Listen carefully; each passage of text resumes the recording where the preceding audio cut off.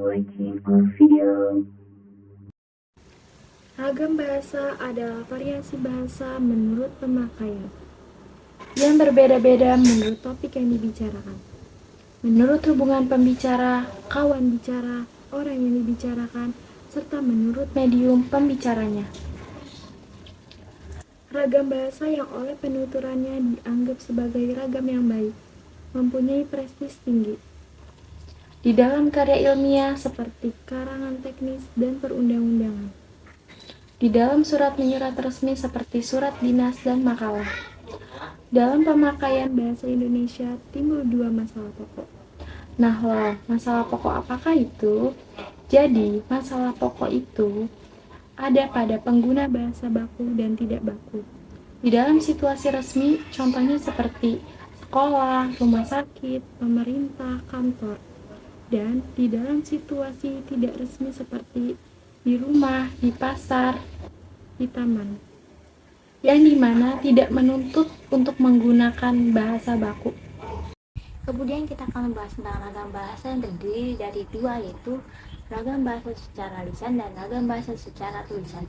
Di mana pengertian ragam bahasa lisan yaitu suatu bahasa yang menggunakan unsur bahasa yang hanya dapat ditangkap melalui indera pendengaran untuk berinteraksi atau berkomunikasi dengan orang lain. Adapun ciri-ciri ragam lisan yaitu: 1. Memerlukan orang kedua untuk berinteraksi. 2. Tergantung kondisi, ruang dan waktu. 3. Berlangsung cepat. 4. Dapat dibantu dengan gerakan tubuh. Contohnya, saya sudah membaca buku ini. Dia sedang menulis surat. Mereka tinggal di menteng. Adapun pengertian dari ragam bahasa tulisan yaitu bahasa yang dihasilkan dengan memanfaatkan tulisan dengan huruf sebagai unsur dasarnya dalam beragam tulis kita berurusan dengan tata cara penulisan dan rangkum kosakata. Adapun ciri-ciri ragam tulis yaitu: 1. Tidak memerlukan orang kedua. 2. Harus memperhatikan unsur gramatikal. 3. Berlangsung lambat. 4. Tidak dapat dibantu dengan gerakan tubuh. Contohnya, saya sudah membaca buku ini, akan saya tanyakan soal itu, namun Anda tidak boleh menolak lamaran itu. Adapun ragam standar, non-standar, dan ragam semi-standar. Ragam standar ialah salah satu di antara beberapa dialek suatu bahasa yang dipilih dan ditetapkan sebagai bahasa resmi. Sedangkan ragam non-standar ialah bahasa yang digunakan dalam berbicara dan menulis yang berbeda pelafalan, tata bahasa, dan kosakatanya. Dan serta ragam semi-standar ialah bahasa yang mempunyai nilai komunikatif yang tinggi yang digunakan dalam kepentingan nasional. Nah, dan adapun perbedaannya dari ragam standar, non-standar, dan semi-standar. Apa sih perbedaannya? Perbedaannya itu ada topik yang sedang dibahas, hubungan antar pembicara, medium yang digunakan, lingkungan, atau situasi saat pembicaraan terjadi. Dan ciri-ciri yang membedakannya yaitu ada penggunaan kata sapaan dan kata ganti, penggunaan kata tertentu, penggunaan kata imbuhan, penggunaan kata sambung, penggunaan fungsi yang lengkap, penggunaan kata sapaan dan kata merupakan ciri pembeda dari ragam standar non-standar yang menonjol kepada orang yang kita hormati. Dan akan cenderung kita akan menyapa orang tersebut dengan kata bapak, ibu, beliau, atau saudara. Jika kita menyebut diri kita sendiri di dalam ragam standar, kita akan menggunakan kata saya atau aku. Dan di dalam ragam non-standar, kita akan menggunakan kata lo, gue, dan sebagainya. Kelengkapan fungsi merupakan ciri terakhir yang membedakan ragam standar dan non-standar, yang artinya ada bagian dalam kalimat yang dihilangkan karena situasi sudah dianggap cukup mendukung pengertian. Seringkali pelepasan fungsi terjadi jika kita menjawab pertanyaan orang, misalnya, "Hai Ida, mau kemana?" Dijawab dengan "pulang," atau seringkali kita menjawab "tahu" untuk menjawab "tidak tahu." Adapun ragam bahasa berdasarkan penuturannya. Contohnya, 1. Contoh ragam dialek adalah "Gua udah baca buku itu." 2. Contoh ragam terpelajar adalah "Saya sudah membaca buku itu." 3. Contoh ragam resmi adalah "Saya sudah membaca buku itu." 4. Contoh ragam tak resmi adalah "Saya sudah baca buku itu." Adapun juga ragam bahasa berdasarkan topik pembicaraannya.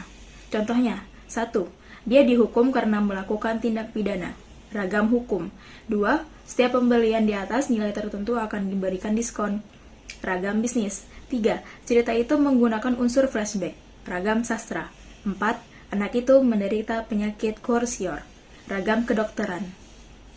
Dan adapun kesalahan umum dalam berbahasa yaitu terbagi menjadi 3. Yang pertama ada hiperkorek. Hiperkorek merupakan kesalahan berbahasa karena membetulkan bentuk kata yang sudah benar sehingga menjadi salah. Contohnya seperti insyaf. Itu benar, namun insaf itu termasuk hiperkorek. Lalu ada pihak, itu benar, namun pihak itu termasuk hiperkorek. Yang kedua ada pleonasme. Pleonasme merupakan kesalahan berbahasa karena kelebihan dalam pemakaian kata yang sebenarnya tidak diperlukan. Seperti penggunaan dua kata yang bersinonim dalam satu kelompok kata. Contohnya seperti zaman dahulu, itu benar, dahulu kala, itu juga benar, namun pada zaman dahulu kala, itu termasuk pleonasme. Lalu ada bentuk jamak yang dinyatakan 2 kali, contohnya seperti ibu-ibu. Itu benar, para ibu, itu benar, namun para ibu-ibu, itu termasuk pleonasme. Lalu yang terakhir, ada yang namanya kontaminasi. Diambil dari bahasa Inggris, yaitu contamination, yang artinya pencemaran. Dalam ilmu bahasa, kata itu memiliki makna kacauan. Rancu, artinya kekacauan. Yang dimaksud dengan kacau, ialah susunan unsur kata yang tidak tepat, seperti morfem dan kata. Contohnya seperti rapat itu dihadiri oleh pejabat setempat. Itu benar. Dalam rapat itu hadir para pejabat setempat.